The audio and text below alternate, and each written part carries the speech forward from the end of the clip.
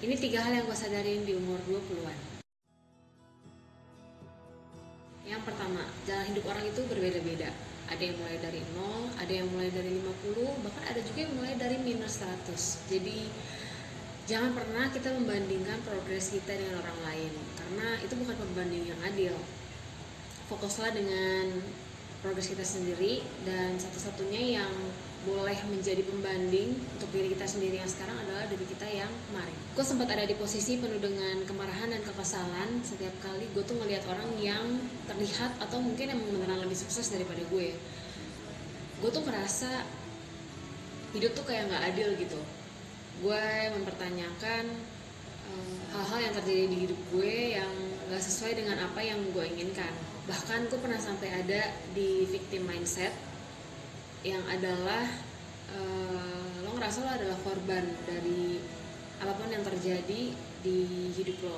Apalagi setelah gue ngeliat teman-teman gue, rata-rata mereka tuh menjalani kehidupan yang normal menurut gue, dan gue tuh kayak iri gitu sama mereka. Kenapa ya gue tuh nggak bisa mendapatkan atau merasakan apa yang mereka rasain juga.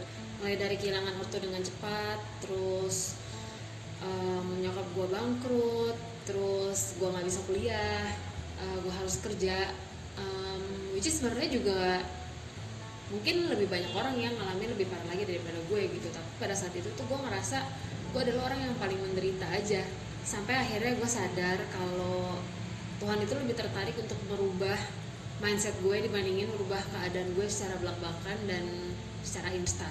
Dulu gue tuh lahir di keluarga yang bisa dibilang cukup mampu, dan itu mungkin juga menjadikan gue sebagai anak yang manja gitu, anak yang punya pendirian yang kuat, dan kayak kalau gue minta apa tuh sebisa mungkin tuh harus diturutin sama orang tua gue. Nah, pada akhirnya gue baru menyadari kalau proses-proses yang gue dapetin, yang gue hadapin itu sebenarnya bertujuan untuk merubah karakter gue gitu, merubah mindset gue terhadap hidup ini. Kalau misalnya gue nggak ngalamin hal itu, mungkin gue akan tuh menjadi orang dewasa yang nyebelin, yang manja, yang nggak tahan banting, dan yang semaunya sendiri. Long story short, pada akhirnya gue bersyukur gue dikasih kesempatan untuk melewati itu semua, karena pada saat cara pandang gue terhadap hidup ini berubah, ternyata hidup gue berubah juga. Yang kedua, berapapun penghasilannya, itu semua akan sia-sia kalau kita nggak bisa mengelola uang dengan baik. Gue bisa bilang penghasilan tinggi itu nggak selalu jadi jaminan apakah orang tuh akan sukses atau akan menjadi kaya raya gitu. Tapi skill untuk mengelola uang dengan baik itulah yang bisa menyelamatkan lo dan membuat hidup lo lebih terjamin. Gue tuh inget banget ya, pertama kali gue dapat gaji gitu dari hasil kerja, itu gue berasa jadi orang yang paling mampu sedunia. Pada saat itu gue tuh merasa bangga banget karena gaji yang gue dapetin itu jauh di atas dari UMR pada saat itu. Nah, karena udah bisa cari uang sendiri nih, gue tuh jadi belagu gitu, dan jadi nggak mau untuk belajar mengelola uang, karena gue pikir nanti juga gajian lagi, nanti juga ada lagi, jadi gue pakai aja terus uangnya. Kalau ada yang nanya, katanya keluarganya bangkrut, kok nggak membiayai keluarga? Well, waktu itu memang keluarga gue bangkrut, dan pada saat itu pun juga gue tuh berkonflik dengan nyokap gue karena dia itu sedang berusaha untuk cope dengan rasa kesedihan dia akibat ditinggal oleh bokap gue kan. Jadi ya intinya dia tuh terjerumus ke hal-hal yang tidak benar lah, dan akhirnya itu sangat efek ke diri gue gitu. Jadi waktu itu daripada gue stres dan daripada gue makin menggila, akhirnya gue memutuskan untuk kabur dari rumah. Itu ceritanya nanti lagi aja ya, nanti kapan-kapan gue ceritain ya. Kalau misalnya kalian emang mau dengar ceritanya, kalian boleh tulis di kolom komentar di bawah. Jadi pada saat itu karena gue berasa udah mandiri, ya gue udah keluar dari rumah, gue udah punya penghasilan sendiri, jadi gue berasa kalau gue tuh yang punya kontrol terhadap uang-uang yang gue hasilkan dari kerja keras gue sendiri gitu. Bahkan ini terjadi itu sampai gue kerja di kapal, sampai gue kerja di catering penerbangan itu, masih jadi orang yang boros waktu itu dan benar-benar sama sekali nggak bisa mengelola uang dengan baik. Hasil dari hasil kerja itu gue nggak bisa menghasilkan apa-apa, gue nggak nabung apa-apa, gue nggak invest apa-apa.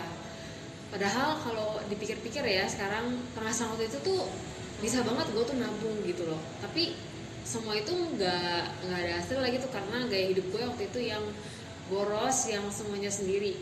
Nah, hal ini tuh berhenti pada saat pandemi, pada saat di PHK, pada saat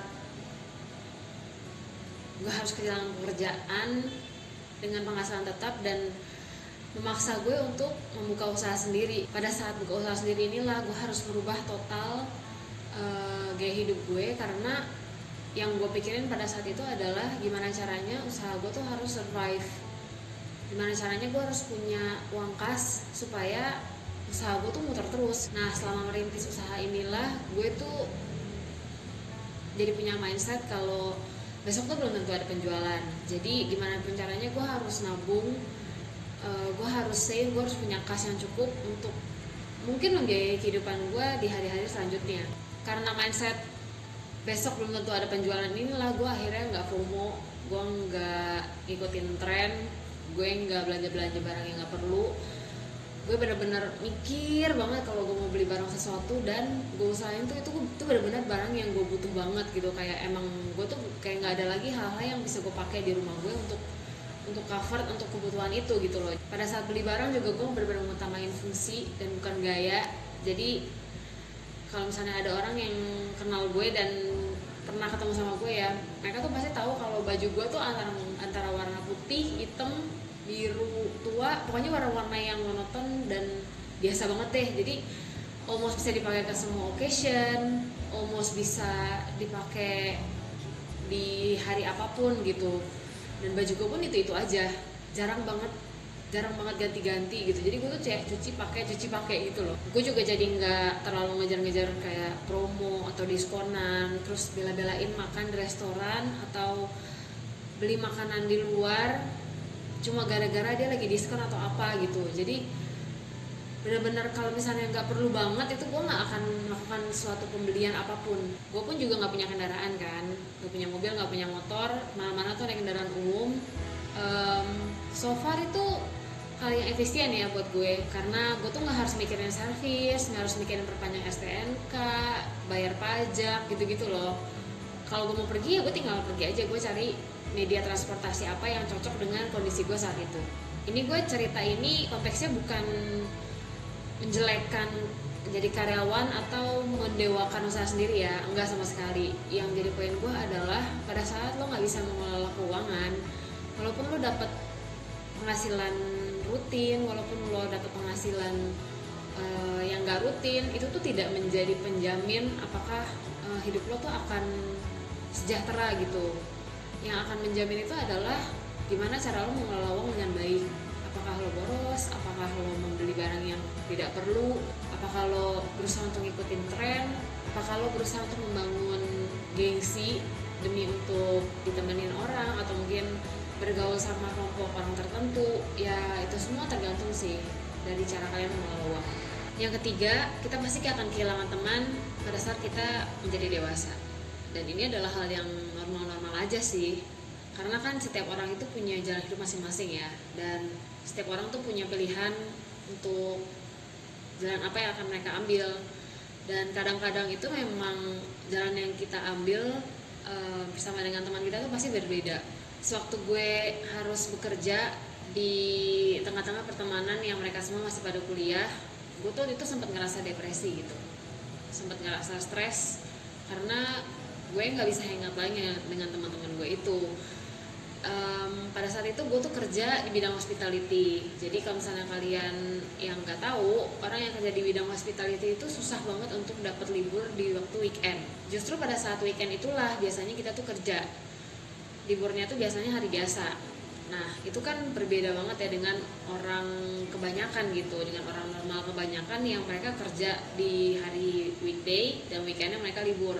Ya pada saat itulah gue mencoba untuk evaluasi gitu, apakah ada hal yang bisa gue rubah dari keadaan gue waktu itu, dan ternyata nggak ada. Ya ini juga yang sering kita alamin gitu ya. Kita ngalamin sesuatu hal yang kita memang nggak bisa ubah dan cuma bisa dijalanin aja. Akhirnya pada saat itu ya gue menerima aja kalau gue tuh nggak bisa kayak teman-teman gue pada saat itu, karena memang prioritasku pada saat itu adalah bekerja. Pada akhirnya gue sadari kalau ternyata hal itu bisa menjadi batu loncatan untuk gue ya, karena gue jadi punya pengalaman kerja yang lebih awal aja sih dibandingkan dengan orang-orang yang pada saat itu belum mulai kerja. Nah sekarang waktu semuanya udah mulai settle, gue jadi punya waktu lagi untuk kembali reconnect dengan beberapa teman-teman gue gitu. Walaupun ya memang banyak juga sih yang sekarang tuh udah nggak nyambung ya kalau ngomong, dan it's fine juga sih. Ya pasti kan selama nggak kontekan itu ada proses-proses yang masing-masing kita jalanin yang pastinya juga merubah karakter dan sifat kita juga. Tapi gue percaya sih kalau emang itu teman yang cocok, walaupun kalian udah lama banget nggak ngobrol, pada saat kalian ngobrol lagi tuh tetap akan nyambung-nyambung aja. Tapi kalau misalnya emang teman itu nggak cocok, seberapa sering pun kalian hangout atau ketemu atau main, pada saat ngobrol itu pasti ada aja gitu hal yang bikin nggak cocok. Tapi hal itu juga nggak apa-apa sih, karena kan namanya juga bersosialisasi gitu. Kita nggak harus cocok dengan semua orang, dan orang lain juga nggak harus selalu cocok dengan diri kita. Kita nggak harus keep semua pertemanan. Ada pertemanan yang memang sifatnya sementara, yang cuma relevan di saat itu aja, di musim itu aja. Jadi waktu musimnya ganti, ya pertemanan itu udah nggak relevan lagi untuk musim yang berikutnya, untuk kehidupan kita yang berikutnya. Tapi walaupun memang ada pertemanan yang sifatnya sementara, at least berusaha untuk selalu tinggalkan impresi yang baik, karena kita nggak pernah tahu apakah jalan kita dengan orang itu akan ketemu lagi di masa depan. Kalau kalian, pelajaran hidup apa yang udah kalian dapetin di umur kalian yang sekarang? Sharing ya di komentar, biar teman-teman lain yang lagi ngerasain hal yang sama juga bisa baca dan bisa belajar juga dari kalian. Terima kasih udah nonton sampai akhir. Kita ketemu di video berikutnya. Dadah.